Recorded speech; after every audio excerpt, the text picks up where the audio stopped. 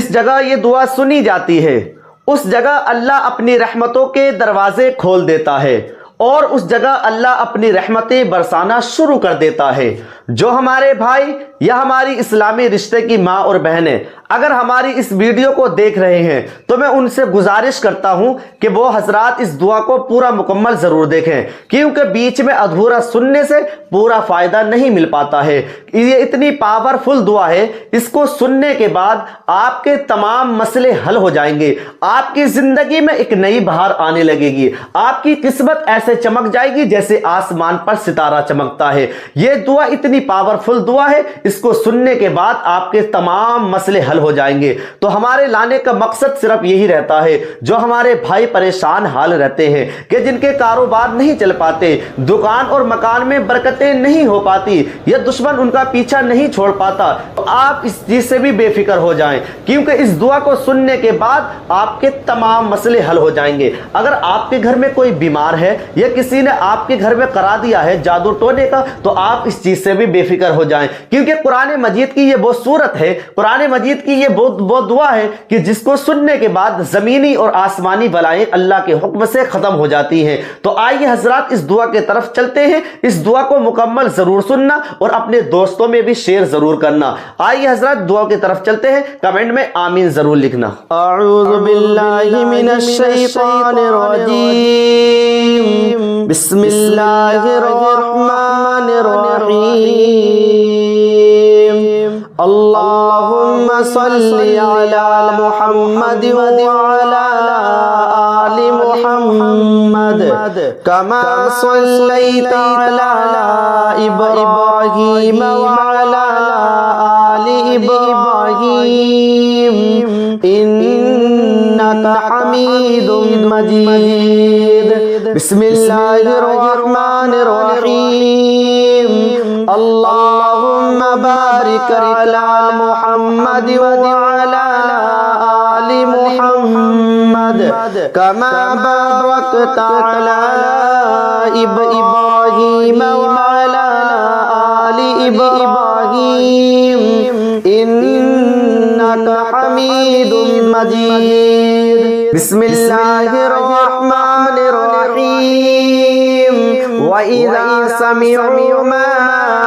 उनज़िला इला रसूलि तरा अयुनहुम तफीदु मिनद-दम'i मिम्मा अरफू मिनल हक़ यक़ूलूना रब्बना आमन्ना फक्तुबना मअश-शाहिदीन वमा लना ला नु'मिनु बिल्लाहि वमा जाअना मिनल हक़्क़ि व नत्मअु अन युदखिलना रब्बुना मअल क़ौमिस-सालिहीन फ़असाबहुम अल्लाहु बिमा क़ालू जन्नातिन तजरी मिन तहतिहल अनहारु खालिदीन फीहा व ज़ालिका जज़ाउल मुहसिनीन वल्लज़ीन कफ़रू व कज़्ज़बू बिआयातिना उलाइका अस्हाबुल जहीम। या अय्युहल्लज़ीना आमनू ला तुहर्रिमू तय्यिबाति मा अहल्लल्लाहु लकुम व ला तअतदू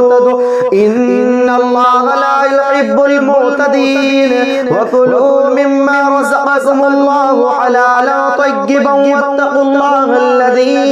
अंतुम बिही मुमिनून। ला युआखिज़ुकुमुल्लाहु बिल्लग़वी फी अयमानिकुम वलाकिन युआखिज़ुकुम बिमा अक़दतुमुल अयमान फकफ़ारतुहु इत्'आमु 'ashरति मसाकीन मिन अवसति मा तुत'इमून अहलीकुम औ किस्वतुहुम औ तहरीरु रक़बा फमन लम यजिद फसियामु सलासति अय्याम ज़ालिका कफ़ारतु अयमानिकुम इज़ा हलफ़्तुम वहफ़ज़ू अयमानकुम कज़ालिका युबय्यिनुल्लाहु लकुम आयातिही लअल्लकुम तशकुरून। या अय्युहल्लज़ीना आमनू इन्नमल الخمر والميسر والأنصاب والأزلام رجس من عمل الشيطان فاجتنبوه لعلكم تفلحون إنما يريد الشيطان أن يوقع بينكم العداوة والبغضاء في الخمر والميسر ويصدكم عن ذكر الله وعن الصلاة فهل أنتم منتهون وأطيعوا الله وأطيعوا الرسول واحذروه فإن توليتم فاعلموا أنما على رسولنا البلاغ المبين ليس على الذين آمنوا وعملوا الصالحات جناح فيما طعموا إذا ما اتقوا وآمنوا وعملوا الصالحات ثم اتقوا وآمنوا ثم اتقوا وأحسنوا إن الله يحب المحسنين يا أيها الذين آمنوا ليبلونكم الله بشيء من الصيد تناله أيديكم ورماحكم ليعلم الله من يخافه بالغيب فمن اعتدى بعد ذلك فله عذاب أليم يا أيها الذين آمنوا لا تقتلوا الصيد وأنتم حرم ومن قتله منكم متعمدا فجزاء مثل ما قتل من النعم يحكم به ذوي عدل منكم هديا بالغ الكعبة أو كفارة طعام مسكين أو عدل ذلك صياما ليذوق وبال أمره عفى الله عما سلف ومن عاد فينتقم الله منه والله عزيز ذو انتقام أحل لكم صيد البحر وحرامه متاعا لكم وللسيارة وحرم عليكم صيد البر ما دمتم حرما واتقوا الله الذي إليه تحشرون جعل الله الكعبة البيت الحرام قياما للناس والشهر الحرام والهدي والقلائد ذلك لتعلموا أن الله يعلم ما في السماوات وما في الأرض وأن الله بكل شيء عليم اعلموا أن الله شديد العقاب وأن الله غفور رحيم ما على الرسول إلا البلاغ والله يعلم ما تبدون وما تكتمون قل لا يستوي الخبيث والطيب ولو أعجبك كثرة الخبيث فاتقوا الله يا أولي الألباب لعلكم تفلحون يا أيها الذين آمنوا لا تسألوا عن أشياء إن تبد لكم تسؤكم وإن تسألوا عنها حين ينزل القرآن تبد لكم عفى الله عنها والله غفور حليم قد سألها قوم من قبلكم ثم أصبحوا بها كافرين ما جعل الله من بحيرة ولا سائبة ولا وصيلة ولا حام ولكن الذين كفروا يفترون على الله الكذب وأكثرهم لا يعقلون وإذا قيل لهم تعالوا إلى ما أرسل الله وإلى الرسول قالوا حسبنا ما وجدنا عليه آباءنا أولو كان آباؤهم لا يعلمون شيئا ولا يهتدون يا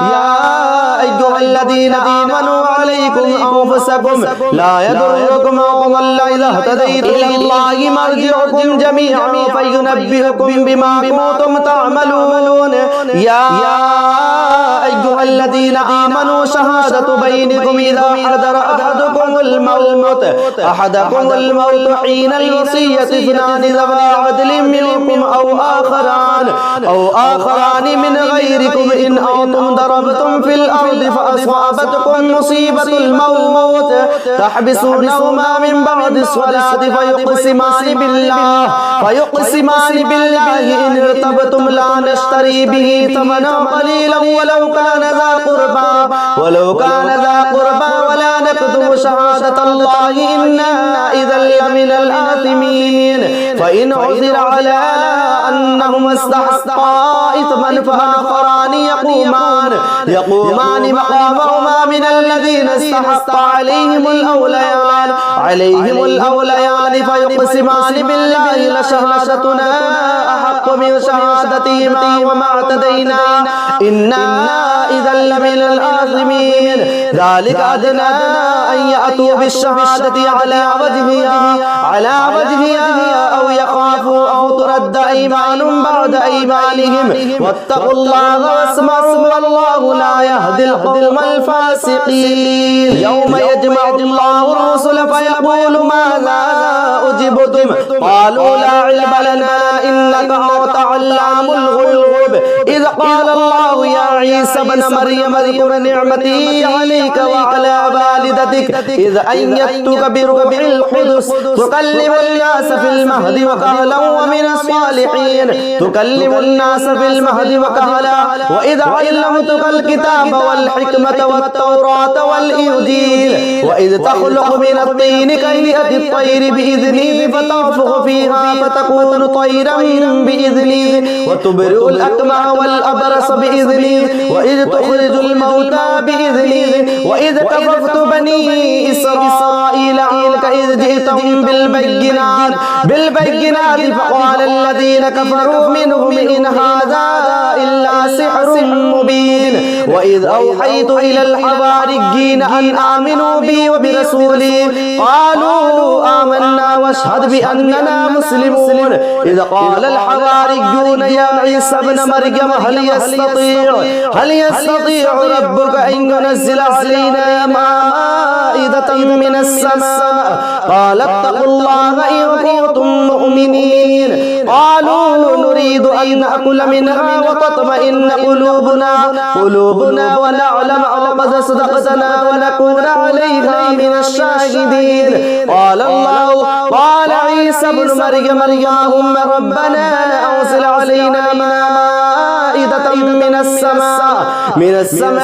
تكون لنا عيدا لأولنا وآخرنا وآية منك وارزقنا وأنت خير الرازقين قال الله إني منزلها عليكم فمن يكفر بعد منكم فإني أعذبه عذابا لا أعذبه أحدا من العالمين وإذ قال الله يا عيسى ابن مريم أنت قلت للناس اتخذوني وأمي إلهين من دون الله قال سبحانك ما يكون لي أن أقول ما ليس لي بحق إن كنت قلته فقد علمت تعلم ما في نفسي ولا أعلم ما في نفسك إنك أنت علام الغيوب ما قلت لهم إلا ما أمرتني به أن اعبدوا الله ربي وربكم وكنت عليهم شهيدا ما دمت فيهم فلما توفيتني كنت أنت الرقيب عليهم وأنت على كل شيء شهيد إن تعذبهم فإنهم عبادك وإن تغفر لهم فإنك أنت العزيز الحكيم قال الله هذا يوم ينفع الصادقين صدقهم لهم جنات تجري من تحتها الأنهار خالدين فيها أبدا رضي الله عنهم ورضوا عنه ذلك الفوز العظيم لله ملك السماوات والأرض وما فيهن وهو على كل شيء قدير